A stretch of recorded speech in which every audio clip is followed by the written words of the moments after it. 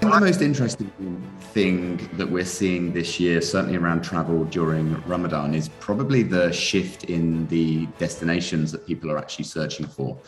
I think 2021 was a year that was getting back to relative normality. But if you think about May, June last year, there was still quite a lot of travel restrictions globally.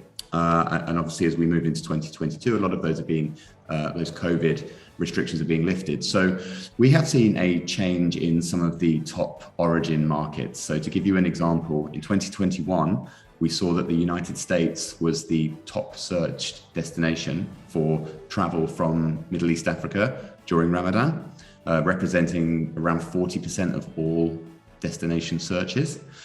When we compare that top 10 list to 2022, we actually see Turkey being the top destination, closely followed by Egypt, with the United States dropping quite far down. So there is definitely a shift in some of the travel booking habits. And I think what it's representative of is probably a little bit more focus on leisure travel around Ramadan and Eid, not just people traveling to visit friends and relatives over the holiday period. So yeah, we are certainly starting to see a few more what we would call tourist destinations now appearing back in that top searches list for this year.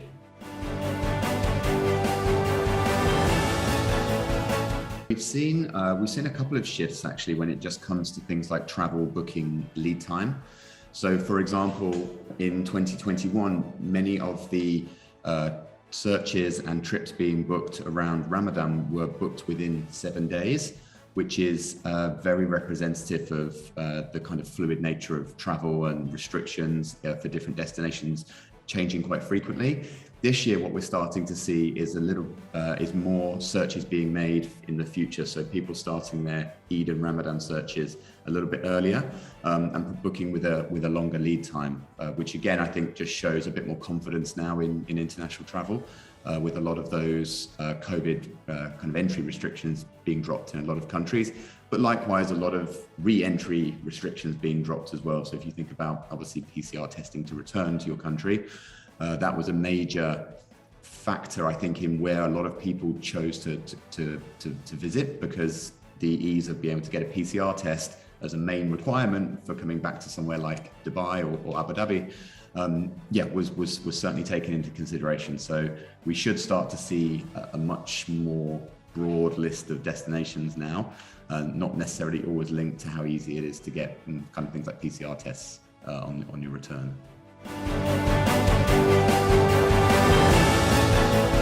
We have seen a slight change in the percentage of hotel searches to the UAE, so for domestic staycations. As you rightly said, 2021, a staycation was a much safer option for a lot of people that didn't want to risk getting stranded and not being able to return. So we have seen a slight retraction in some of the domestic searches coming into this year. However, I think also there are probably a lot of external factors there as well. I think, in general, occupancy levels are very healthy at the moment in the UAE.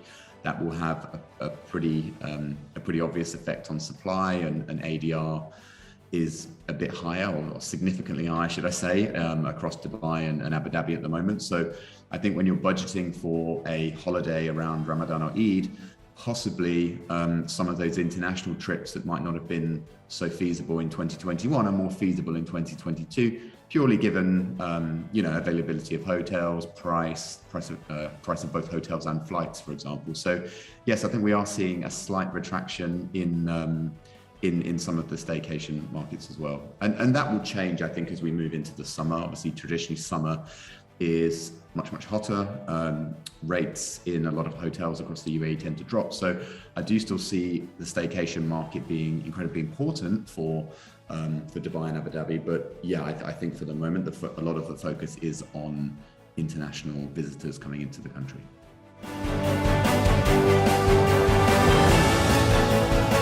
I think more sort of anecdotally, just in general, when you look at hotel distribution, for example, it's incredibly varied. Hotels will have a pretty nuanced distribution strategy when it comes to rooms. That's obviously B2C, B2B, and then through kind of OTA, offline, traditional travel agents, Meta, paid media. So there's lots and lots of, sort of distribution strategies in place.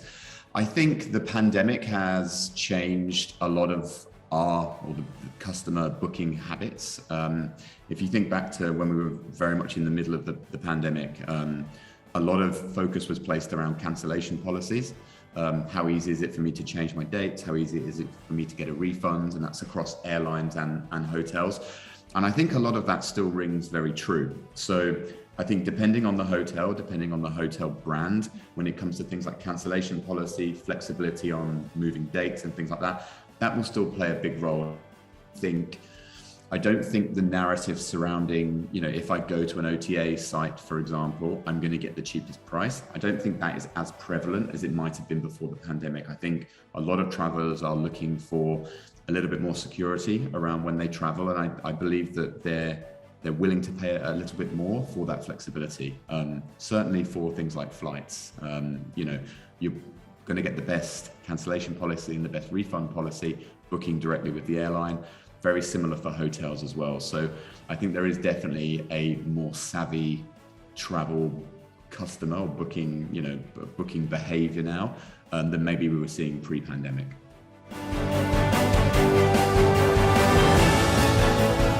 I think the longest haul destination from Middle East Africa as a region is obviously the United States. We've seen a retraction on some of those flight searches, and we have seen some of those flight searches being replaced, like you say, with short haul destinations. So I think there's a couple of factors at play here. One is probably people's flexibility to travel now and actually their confidence to travel, which means that taking a short trip, maybe with a short lead time in terms of booking it, is a lot more possible.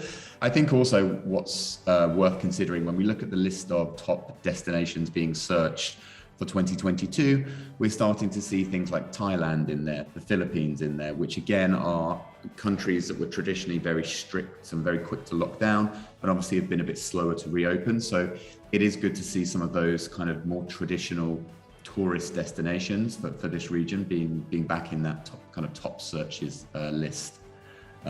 But looking at it, I think there is definitely a mix of a few. Obviously, Turkey was shut down for a little bit earlier this year. There's going to be a renewed interest in visiting places like Istanbul.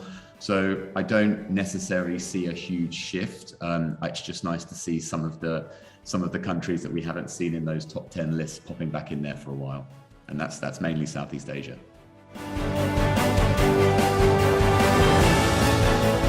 When we look at 2021 data, it's really interesting. 45% of all bookings were made within 7 days. So those 7 days in the run up to Ramadan is when a lot of bookings were taking place. And again, I think that just shows kind of trepidation and nervousness around travel.